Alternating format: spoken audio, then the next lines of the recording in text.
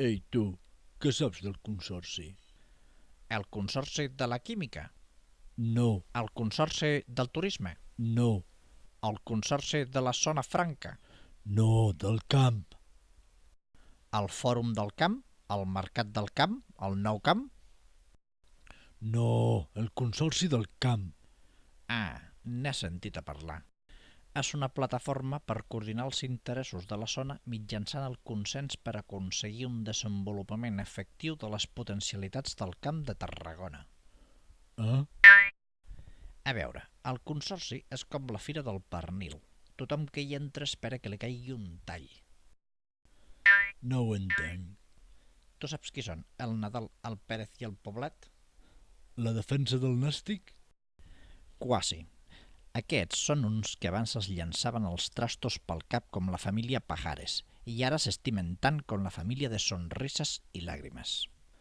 Abans es barallaven, I tant. com si fossin de Reus i Tarragona. És que hi ha un de Reus i un altre de Tarragona.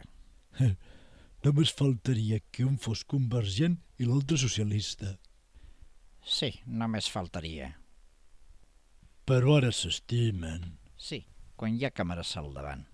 Bé, doncs aquests volen fer un organisme per aconseguir recursos i planificar el territori.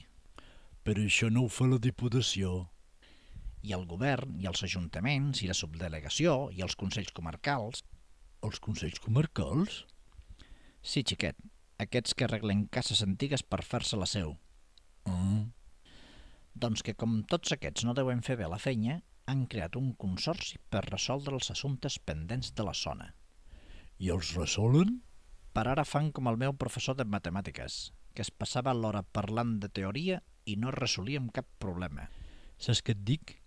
Que amb un de Reus i un de Tarragona al mateix barco només hi pot haver un motí. Potser sí, potser no, per això no t'ho haig de dir jo.